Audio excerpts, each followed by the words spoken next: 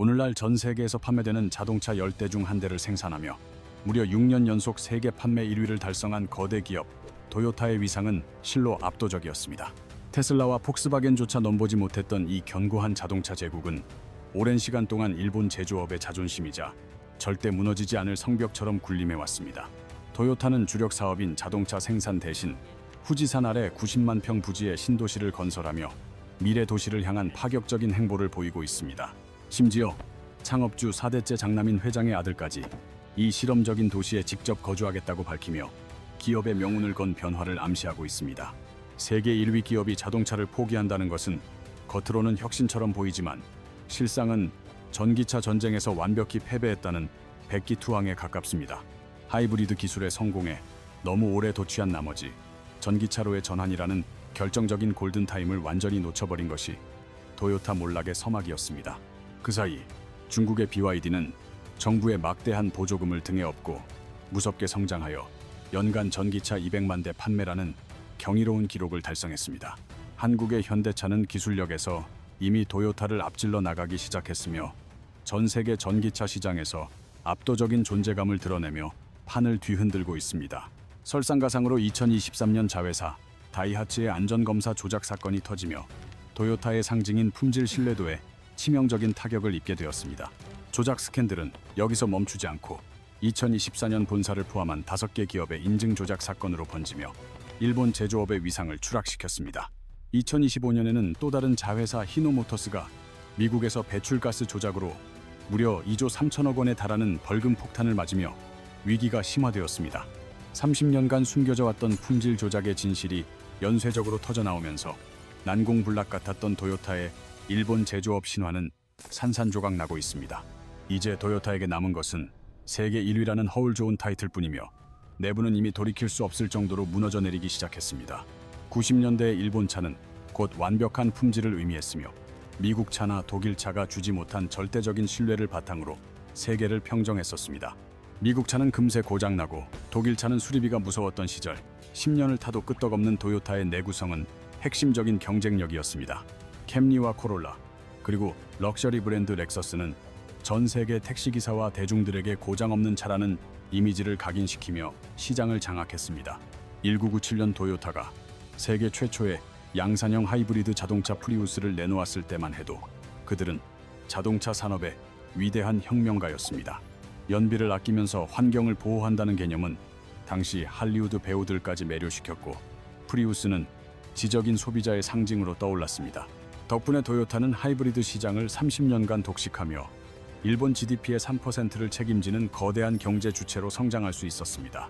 2010년대 중반 일론 머스크의 테슬라가 모델 3를 들고 나와 전 세계 자동차 업계를 뒤흔들었을 때도 도요타는 하이브리드에 집착하며 전기차를 무시했습니다. 아키오 회장은 직접 나서서 전기차는 과대평가되었다고 비판하며 배터리 생산 과정의 탄소 배출을 근거로 전기차 무용론을 공개적으로 펼쳤습니다. 도요타는 하이브리드 기술이야말로 진정한 정답이라는 오만한 확신에 빠져 세상이 전기차 중심으로 급변하고 있다는 사실을 외면하는 치명적인 실수를 저질렀습니다. 그 사이 중국 정부는 전기차 산업에 천문학적인 보조금을 쏟아부었고 BYD는 그 막대한 자본을 바탕으로 기술력을 키우며 미친 듯이 성장했습니다. 2020년만 해도 도요타의 발끝에도 못 미치던 BYD는 불과 5년 만에 순수 전기차 판매량 200만 대를 돌파하며 세상을 경악시켰습니다. 전기차 판매량만 놓고 보면 테슬라의 뒤를 잇는 세계 2위라는 대기록을 달성했으며 도요타가 머뭇거리는 사이 거대한 제국을 건설하는 데 성공했습니다. 도요타는 2022년이 되어서야 첫 번째 순수 전기차인 BZ4X를 내놓았지만 출시 2달 만에 바퀴가 빠지는 어처구니 없는 결함이 발견되었습니다. 품질의 도요타라는 명성이 무색하게 전량 리콜이라는 수모를 당했으며 이는 소비자들에게 도요타의 전기차 기술력에 대한 심각한 불신을 심어주었습니다. 2025년에도 추가적인 리콜 사태가 이어지면서 도요타의 전기차 전략은 시작부터 삐걱거렸고 시장에서의 입지는 더욱 좁아질 수밖에 없었습니다. 2025년 기준 일본 내 순수 전기차 판매 비율은 1.6%에 불과하며 이는 세계 평균인 27%에 한참 못 미치는 수준입니다. 전 세계가 전기차 시대로 도약하는 동안 일본은 마치 2015년의 시간이 멈춘 것처럼 정체되어 있으며 도요타의 고집이 국가 전체를 전기차 후진국으로 만들었습니다. 더 치명적인 사건은 2023년 말 도요타의 자회사인 다이하츠에서 30년 넘게 안전검사 결과를 조작해왔다는 충격적인 발표가 나오면서 시작되었습니다. 무려 174건의 조작이 발견되었고 64개 차종에서 충돌 테스트 데이터와 에어백 성능 수치를 속여온 사실이 드러나 일본 전역을 발칵 뒤집어 놓았습니다.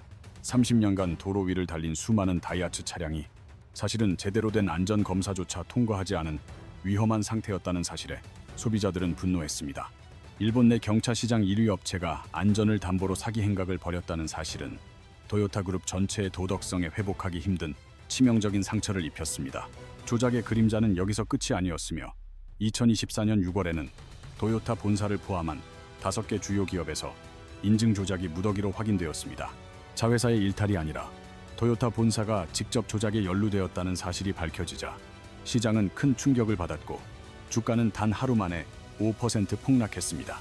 2025년 3월에는 또 다른 자회사인 히노모터스가 미국에서 배출가스 수치를 10년 넘게 조작해온 사실이 들통나 거액의 벌금을 물게 되었습니다.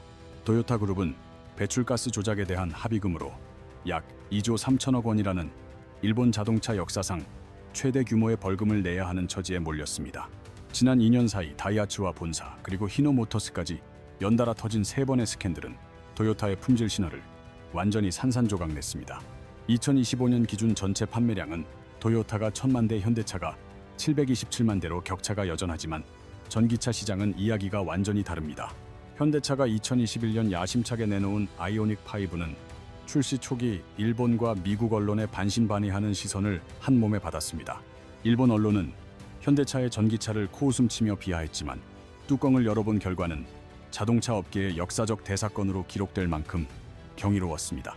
아이오닉5는 출시와 동시에 유럽과 북미 그리고 세계 올해의 차를 모두 휩쓸며 전 세계 자동차 시장에 거대한 충격을 안겼습니다. 한 해에 세계 3대 대륙에서 동시에 최고의 차로 뽑힌 것은 현대차 역사뿐만 아니라 한국 자동차 역사에서도 전무후무한 대기록입니다. 미국 시장의 반응은 더욱 뜨거웠으며 2025년 기준 아이오닉5는 미국에서 약 4만 7천 대의 판매구를 올리며 돌풍을 일으켰습니다. 이제 현대차는 미국 전기차 시장에서 테슬라를 제외하면 가장 잘 팔리는 비미국 브랜드로 우뚝 서며 시장의 새로운 강자로 부상했습니다.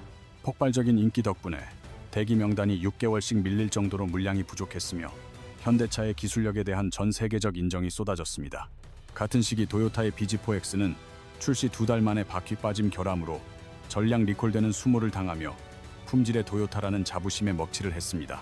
결함을 겨우 수습하나 싶었지만 2023년에는 충전 시스템 결함이 다시 발견되었고 도요타의 기술 신뢰도는 벼랑 끝으로 내몰리게 되었습니다. 미국 소비자들 사이에서 BZ4X는 사면 안 되는 전기차 목록 상위권에 올랐으며 이는 도요타가 쌓아온 수십 년의 신뢰를 갉아먹었습니다. 숫자로 비교하면 2025년 미국 전기차 시장에서 현대차 그룹의 점유율은 11%에 달하지만 도요타는 고작 2% 남짓에 불과합니다. 미래 자동차 시장을 결정할 전기차 분야에서 현대차는 이미 도요타를 압도하고 있으며 기술력 평가에서도 그 격차는 명확하게 드러나고 있습니다. 자동차 전문지 카인드라이버의 2024년 기술 평가에서 현대차는 테슬라에 이어 당당히 세계 2위 브랜드로 이름을 올리며 저력을 과시했습니다. 반면 기술의 도요타라고 자부하던 도요타는 상위 10 위권 안에도 들지 못하는 굴욕을 맛보며 과거의 유물이 되어가고 있다는 비판을 면치 못했습니다. 이러한 급격한 변화에 일본 내 반응도 심상치 않으며 경제 전문지 니케이는 현대차가 도요타를 위협하는 5가지 이유라는 특집 기사를 실었습니다.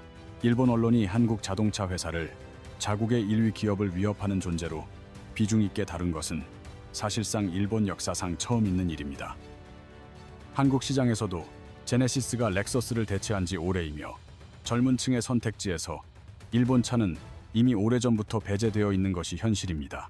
30년 전 현대차는 도요타 공장을 견학하며 생산 방식을 배우던 추격자였으나 이제는 도요타가 현대차의 디자인과 전략을 연구하며 위치가 완전히 뒤바뀌고 말았습니다.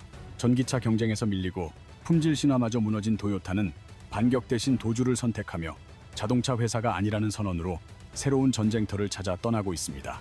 아키오 회장이 자동차 제조 포기를 선언했을 때 세상은 허풍이라 생각했지만 도요타는 후지산 아래 대지의 우분시티라는 거대 도시를 실제로 짓고 있었습니다. 2025년 9월 첫 입주를 시작한 우분시티에는 도요타 직원과 가족 360명이 거주하며 실생활 데이터를 수집하는 거대한 미래 기술 실험장 역할을 합니다. 도요타 창업주의 4대째 장남인 다이스케가 이 실험 도시에 직접 거주하겠다고 밝힌 것은 단순한 홍보가 아닌 기업의 사활을 건 강력한 의지의 표현입니다. 우분시티의 모든 공간에는 정밀한 센서가 깔려 있으며 주민들의 이동 경로와 생활 패턴을 수집하여 인공지능이 도시 전체를 최적화하는 시스템을 구축하고 있습니다. 자율주행차가 도로를 누비고 배달 로봇이 물건을 나르며 가전이 하나로 연결되는 스마트 시티의 실사판을 구현하는 것이 도요타가 꿈꾸는 새로운 미래의 모습입니다. 도요타는 2029년까지 사람이 운전대를 잡지 않는 레벨 4 자율주행 기술을 완성하여 도시 시스템 자체를 해외로 수출하겠다는 원대한 계획을 가지고 있습니다. 도요타의 시선은 지구를 넘어 우주로 향하고 있으며 나사의 아르테미스 프로젝트에 참여하여 달 표면을 달리는 자율주행 차량인 루나 크루저를 개발하는 중입니다. 브리지스톤과 혼다 등 일본 기업들이 뭉쳐 만드는 달 탐사 차량은 대단해 보이지만 실상은 전기차 시장에서의 패배를 잊으려는 절박한 도피처럼 느껴지기도 합니다. 당장 지상에서 BYD와 현대차의 기술력으로 밀리는 도요타가 10년 넘게 걸리는 달 탐사나 스마트 시티에 천문학적인 돈을 쏟는 것에 우려가 큽니다. 와세다 대학교 박상준 교수는 도요타가 자동차 산업을 사양 산업으로 보고 있으며 미래 자율주행 시대에는 자동차 소유 개념이 사라질 것으로 분석하고 있습니다. 일본의 20대 운전면허 소지율이 급감하는 현실에서 도요타는 경쟁사를 따라잡기보다 아예 다음 판인 모빌리티와 우주 시장을 선점하겠다는 계산을 마친 상태입니다. 논리적으로는 타당해 보이는 전략이지만 이는 사실상 현재의 전기차 시장에서 백기를 든 것과 다름없으며 미래의 불확실한 시장에 운명을 거는 위험한 도박입니다.